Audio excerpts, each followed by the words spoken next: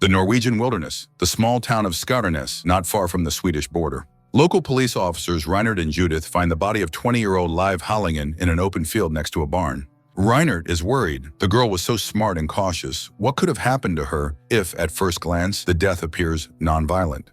He's also concerned about who will transport the body if the ambulance won't handle it. Meanwhile, at the Hallingén funeral home, its owner Arvid and his son Odd are taking inventory, joking about how nobody ever dies in their town of Skarnes. Suddenly, the phone rings, and Odd notices a strange expression on his father's face. Back in the field, Reinert reminds Judith that Liv is actually Arvid Hallingén's daughter, and it wouldn't look good if her father had to pick up his own deceased child. But it's too late. The funeral limousine is already arriving at the scene. The relatives mourn the death of their loved one with restraint, and professionally packing her into a body bag, transport Liv's body to the local clinic's pathology department for autopsy. Doctors examine her, unable to determine how such a young woman could have died.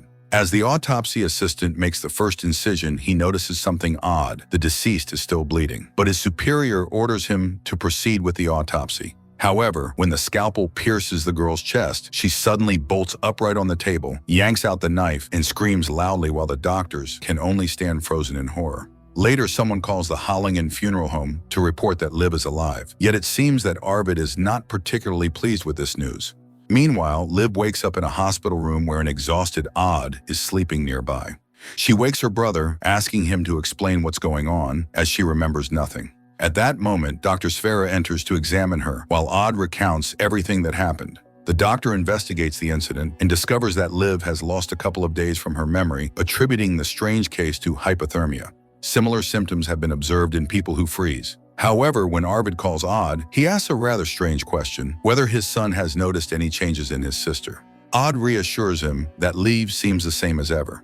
Dr. Sverre, meanwhile, asks Liv to undergo regular tests to monitor her condition. She promises to do so and heads off to find something to eat. Near the chocolate vending machine, she is found by the police officers. Judith apologizes for having mistaken her for dead, but Liv brushes them off and runs away, upsetting the young officer.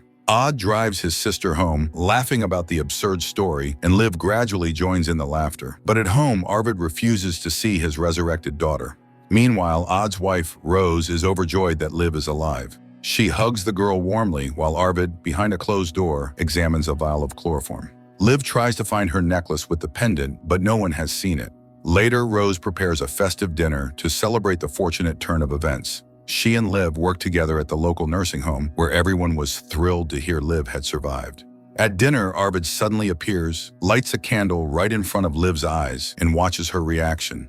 Liv freezes strangely in front of the flame, and her father, clearly frightened, quickly retreats to his room, refusing to eat. Liv also leaves the table, puzzling Odd and Rose. But outside the door, Liv realizes that her hearing has improved. She can clearly hear her brother and his wife discussing her strange behavior. Liv runs through the town and notices that her stamina has increased. She reaches the field where she was found without even breaking a sweat. There, she recalls being attacked and fleeing from someone with a syringe. It seems someone injected her with something and left her to die. Meanwhile, Arvid pulls out old cassette tapes of his wife and listens to her voice, where she asks him to take care of the children. But if he sees her darkness and leave, he knows what must be done. Liv, meanwhile, runs to Reinert and reports that someone tried to kill her, but the officer doesn't believe her, as there were no signs of assault on her body. He escorts her home while she remembers that someone took her necklace with her mother's wedding ring on it. At home, Liv encounters Arvid again, but he once more refuses to speak to her and leaves. The girl goes to Odd and complains about her father's coldness. She insists she never did anything bad to anyone. Why would someone want to kill her? Her brother comforts her. But when Liv goes up to her room, her father grabs her, drags her into his study, and knocks her out with chloroform. Meanwhile, Odd and Rose are getting ready for bed when Odd hears the sound of his father's car engine. He gets upset, thinking that, as always, his father is taking care of everything himself, but Rose reassures him that there isn't much work to do anyway. Arvid, meanwhile, is driving Liv, who has been laid in a coffin. The girl regains consciousness, pounding and screaming, trying to understand what's happening. But her father places the coffin into the cremation furnace and lights it. However, Liv breaks open the lid and escapes from the flames. Seeing her, Arvid apologizes, saying he couldn't save her mother and had tried to save her instead. Realizing he had tried to burn her alive, Liv, furious, lunges at him. Early in the morning, Odd receives a call from the police informing him that Arvid has died. He goes to his sister and, crying, hugs her, not noticing her hands are stained with blood. In the morning, detectives examine the scene of Arvid's death. Reinert grows suspicious. After all, 2 deaths in one family within just a few days seem odd, or technically 1.5 deaths. But Judith believes the old man simply fell down the stairs, although it's unclear why he was there in the middle of the night. However, Liv's memories reveal that she was the one who pushed her father, causing him to fall into the sharp edge of an urn.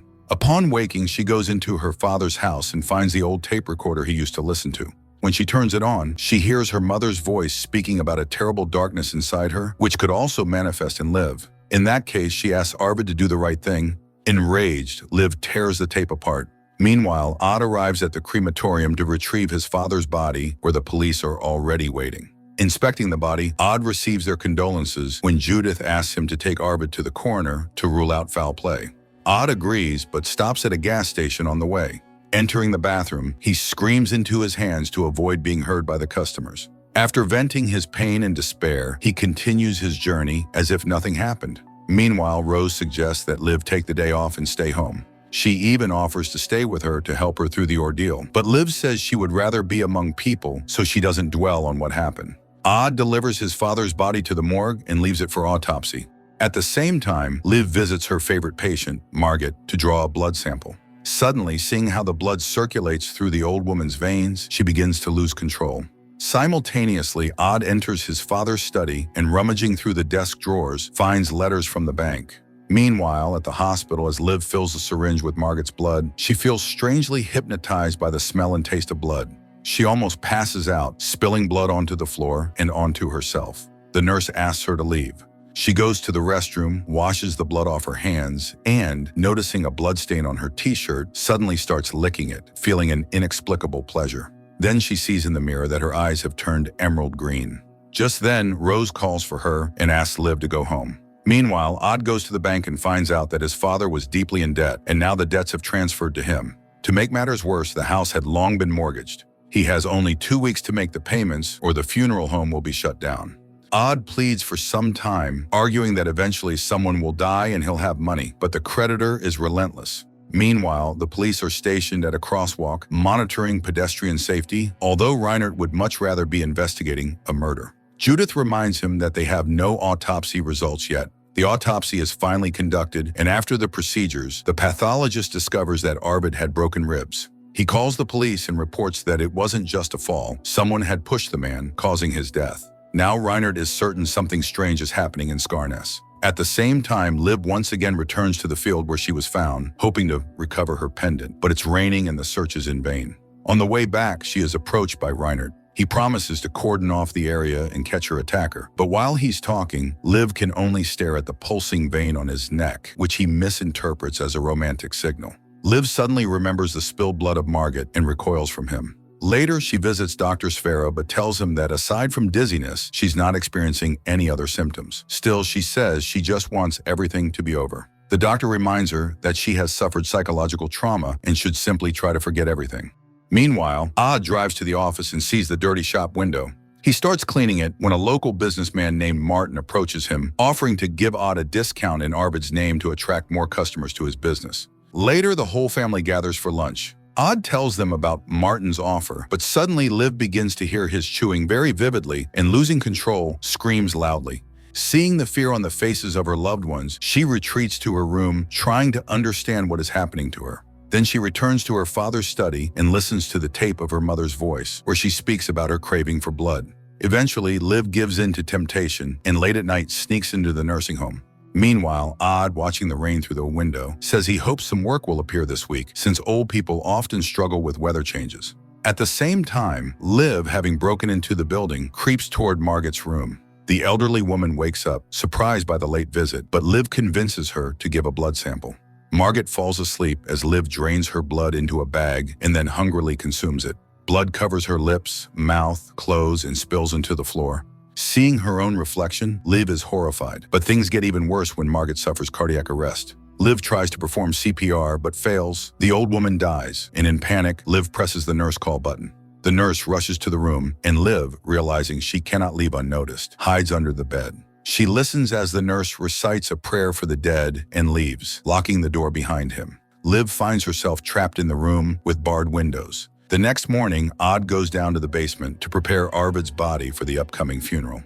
He complains to Rose that everything is falling apart. After all, he only has one funeral order for his own father, which he is paying for himself. But then he gets a call for another funeral, for Margaret. Odd is overjoyed knowing it means another job. He rushes to the nursing home. Meanwhile, Liv paces inside Margaret's room, not knowing what to say to those who will come for the body. At the police station that same morning, Reinert imagines himself as a great detective, trying to solve the mystery of Arvid's death, while Judith believes there's nothing mysterious about it. Meanwhile, Odd arrives at the nursing home and, accompanied by a nurse, enters the deceased's room where Liv, hearing them approach, once again hides under the bed. Odd activates the automatic bed lift while Liv, terrified, waits to be discovered. At the same time, Judith tries to dissuade Reinert from inventing crimes where none exist. She is convinced that he will find nothing suspicious on the surveillance footage, but Reinert is determined to do whatever it takes for Liv to learn the truth about her father's death. Seeing his stubbornness, Judith suggests he go on a date with her niece instead of wasting his time on Liv, but he remains determined to find out how exactly Arvid's 7 ribs were broken. Meanwhile, Liv watches as Odd carefully transfers the body onto a gurney. Fortunately, her brother immediately lowers the bed back down, allowing Liv to remain undetected. But just as she is about to leave, the sons of the deceased woman enter the room, having heard many good things about Liv from their mother. She is forced to listen to compliments addressed to herself. Later, she runs home to pour the blood into the sink and wash herself clean. All the while, she tries to convince herself that she doesn't need this. After cleaning herself up, Odd comes home. He is seriously preparing for their father's funeral and asks Liv to deliver a eulogy. At first, Liv refuses, but then decides to help her brother. Odd notices the changes in her eyes. Liv quickly rushes to the bathroom, examines her altered irises in the mirror, and is frightened. Meanwhile, Judith confesses to Reinert that when she was young, she firmly believed there was a murderer operating in Skarness. She became so obsessed with solving a crime that she accused Liv's mother of murder, an accusation that ended with the woman's death, later revealed to have been mentally ill. That's why Judith doesn't want to go near their house again, to avoid making another mistake. Meanwhile, Liv starts working on her father's eulogy when Dr. Sfera calls out to her. Learning about her condition, he asks her to come to the clinic for a few tests, but Liv insists she is fine. That evening, Odd places Arvid's body into the coffin, convinced that everything is ready. The next morning, Reinert nonetheless invites Judith's niece on a date. She approaches it very pragmatically, suggesting they get straight to the point. Meanwhile, at home, Liv is working on her eulogy when she's distracted by a sharp noise coming from outside. Furious, she rushes into the yard and discovers the sound comes from a lawnmower. Liv stops the machine. Her neighbor scolds her, which only enrages Liv further. At that moment, Reinert and Judith's niece are driving past Liv's house, and Reinert sees her savagely beating the neighbor. He rushes to stop her, but Liv literally throws him across the yard. Terrified by what she has done, Liv runs away. Later, Reinert discovers bruises all over his body and decides to document them as evidence. When Judith sees him connecting Liv to possible murders with red thread on a board, she expresses her outrage and orders him to stop fooling around and take the weekend off. But Reinert recalls the autopsy report about Arvid's broken ribs and keeps piecing things together. Liv becomes the most obvious suspect. That evening, Liv listens again and again to her mother's recording. The woman admitted she endangered her family, and now Liv is literally trembling at the thought of blood. She resists temptation for a long time, but eventually pulls the blood bag from the trash and licks it clean. Odd tries to get through to her, reminding her that the funeral is about to start. It turns out Liv has lost track of time and mixed up the date. Promising to come soon, she asks her brother to go ahead without her. He heads to the church and prepares for the ceremony. When everything begins, Liv finally arrives at the church, but she looks very strange, something Judith notices. Later, Liv, completely out of sorts, begins to deliver her eulogy, but suddenly falters and ultimately runs out of the church. Reinert follows her, while Odd tries to salvage the situation. Unable to catch up with her, Reinert spends the evening trying to reach Liv, calling her many times, but she doesn't answer. Unexpectedly, late at night, she comes to his house herself, and he embraces her. The next morning, Liv wakes up covered in blood next to a blood-soaked Reinert, whose neck is torn with bite marks. Panicked, Liv runs around the house, not knowing what to do. The morning unfolds very differently for the siblings. Odd washes up in his bathroom, while Liv frantically scrubs blood off herself. The man brushes his teeth while Liv tries to clean the blood from her mouth, then rushes outside, doing her best to act normal. Meanwhile, Judith receives a message about a flipped mobile library truck. Since Reinert and the police car are missing, she sets off by bicycle.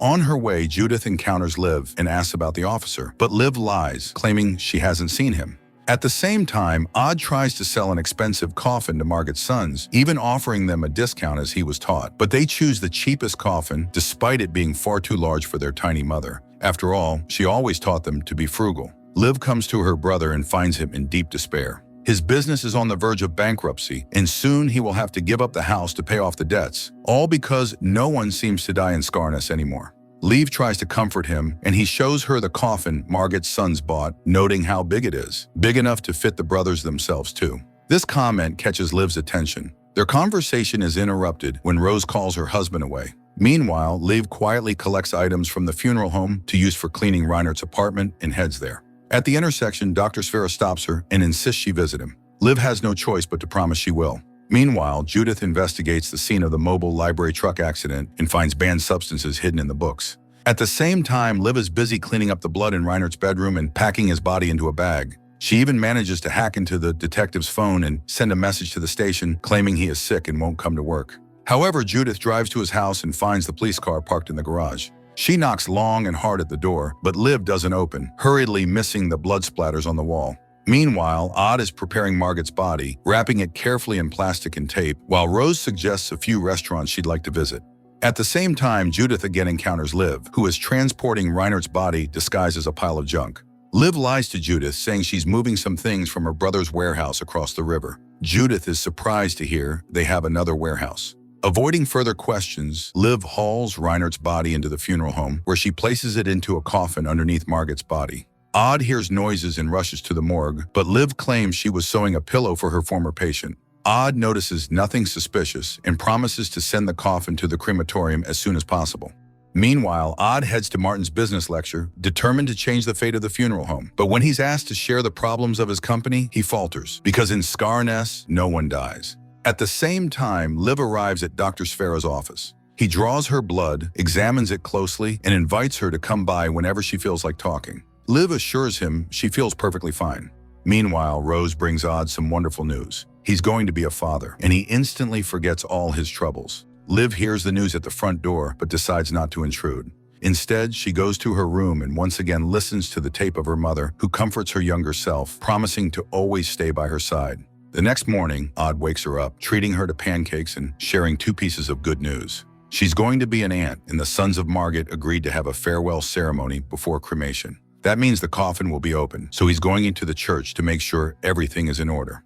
As Odd drives to the church, Liv sprints there, having to sneak inside through a window. She sees Odd adjusting the coffin decorations before going out to meet Margaret's sons. Suddenly, Liv notices Reinert alive, crawling out of the coffin. The revived man exits through the back door. Liv chases after Reinert, who runs naked through the forest. Meanwhile, Odd faces the unenviable task of presenting an overturned coffin and a disheveled Margaret to her sons. The men are outraged at the sight of their mother's pitiful state and eventually demand their money back for the funeral. Meanwhile, Liv catches up with Reinert deep in the woods, where he attacks her as she tries to pull the bag off his head. Eventually, she subdues him with a blow to the head with a rock. Meanwhile, at the station, Judith keeps trying to call the missing officer, realizing something is very wrong. In the next moment, she notices a crumpled photo of Liv in the trash bin. Suddenly, she gets a message that Reinert and Liv have been found. Judith rushes to the hospital, where Liv claims she found the officer at his home naked with a bag over his head. Judith assumes it was some kind of perverse sexual game, but doesn't dismiss her suspicions about Liv's involvement. She interrogates the girl, but Liv insists that Reinert was not in his right mind. In truth, Judith plans to wait until Reinert wakes up to hear his side of the story. But when she steps away, Liv enters his room and strangles the man, or at least she thinks she does. Later, Dr. Sfera comes into the room, and both he and Liv witness Reinert coming back to life. The doctor asks Liv if she really still doesn't understand anything. Then he orders someone to fetch a syringe and make sure no one enters. Liv steps out into the hallway, but through the window, she sees Dr. Sfera injecting something into Reinert's arm. Meanwhile, Odd desperately tries to negotiate a delay on his debt payments, arguing that he's about to become a father. The creditor agrees to consider it if Odd can come up with $30,000. Odd insists it won't be a problem, but when he steps outside, he smashes some furniture out of sheer frustration. Meanwhile, Reinert regains consciousness and sees Liv and Dr. Sfera sitting beside him. At that moment, Judith arrives, and the doctor announces that Reinert had an acute psychotic episode and that Liv had saved him. He promises to discharge the officer and send Liv home, telling her he'll visit later to explain everything. Meanwhile, a client comes to Odd, asking for help transporting and burying his brother, who died in Sweden. In desperation, Odd quotes a price of $30,000, exactly the amount of his debt.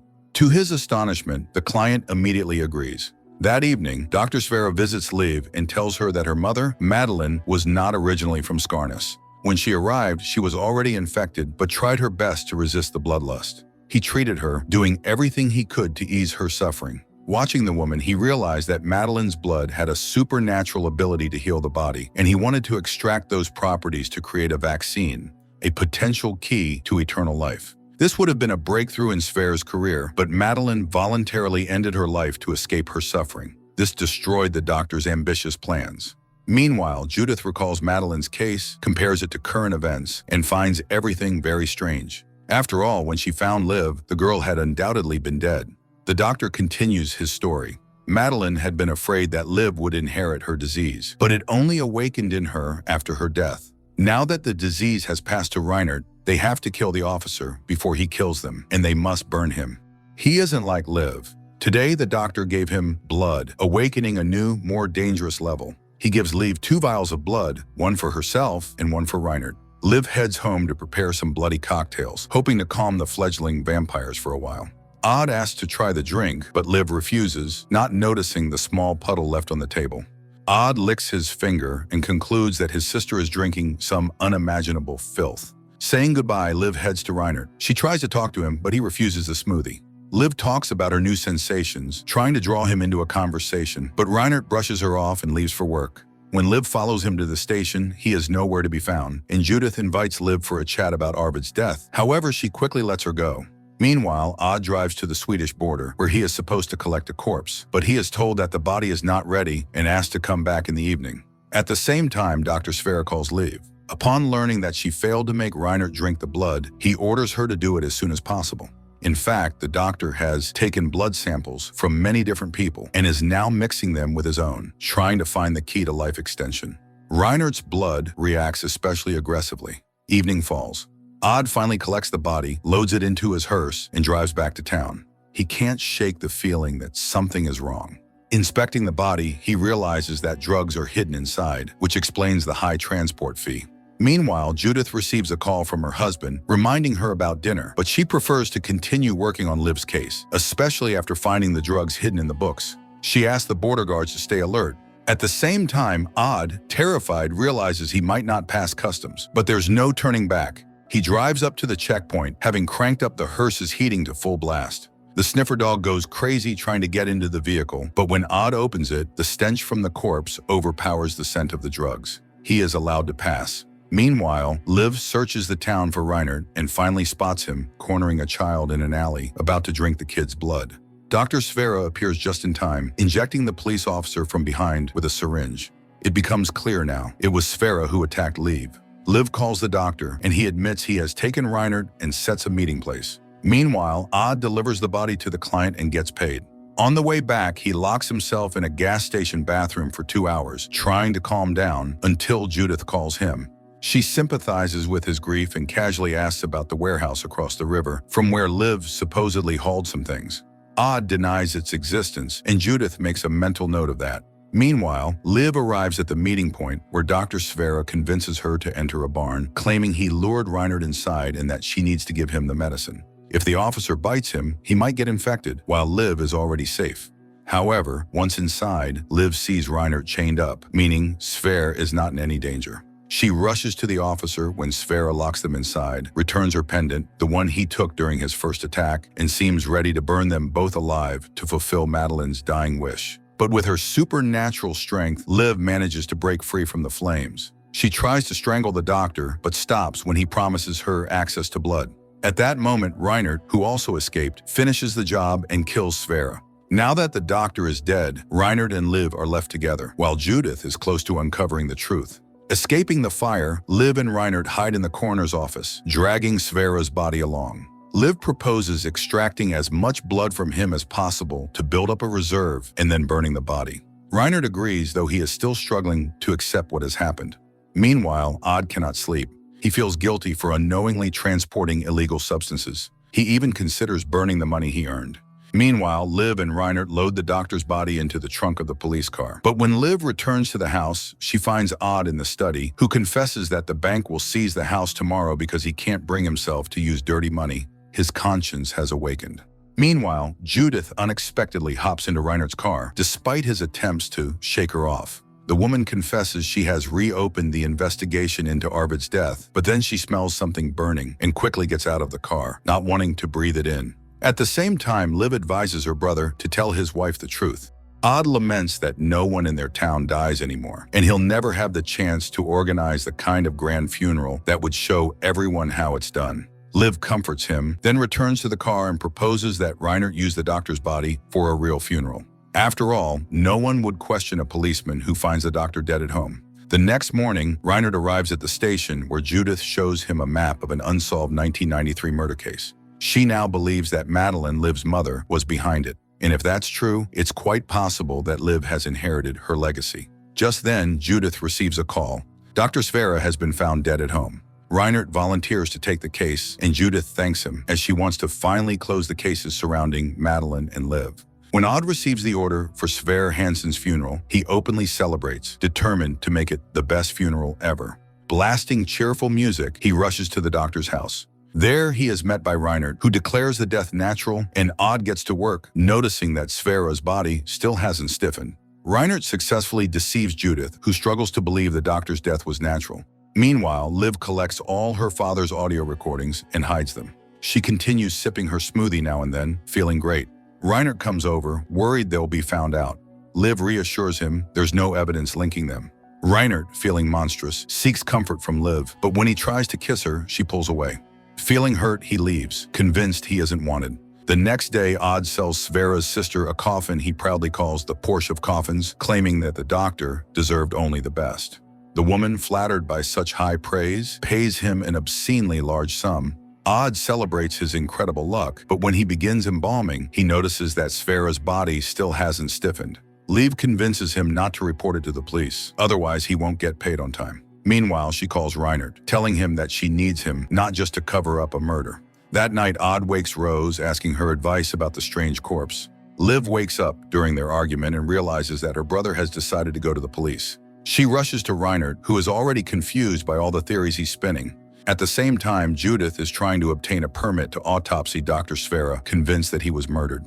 Reinert confesses to Liv that he can't bear to think of himself as a killer. After a heated argument, he leaves, and Liv runs home and tells Odd the truth, that it was Sverre who attacked her, proven by the pendant he had taken from her. She says she'll confess everything to the police so that Odd can live with a clear conscience. At that moment, they see Judith driving into the yard. Liv goes to meet her, but the woman brushes past her. Judith demands that Odd send Sverre's body to the coroner for autopsy and announces that Liv is being detained for his murder. Judith takes Liv to the police station and tries to extract a full confession. Meanwhile, Odd tells Rose that he must deliver the doctor's body to the morgue. Upon learning of Liv's arrest, Reinert comes to her cell and proposes they escape Skarness together. But as they leave the cell, they run into Judith. Thinking fast, Reinert claims that Liv has agreed to give new testimony and leads her to his office.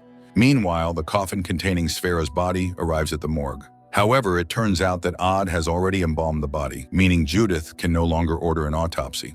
The coroner informs the station of this. Enraged, Judith storms to Odd, but he feigns innocence, claiming he didn't get a chance to tell her about the embalming since she refused to listen to him. Sverre's funeral proceeds flawlessly, although Judith remains uneasy. After the ceremony, Odd drives Liv home and suddenly remembers that the body had almost no blood, but swept up in his sister's cheerful mood, he lets the worry slip away. They drive down the highway, singing a happy song at the top of their lungs.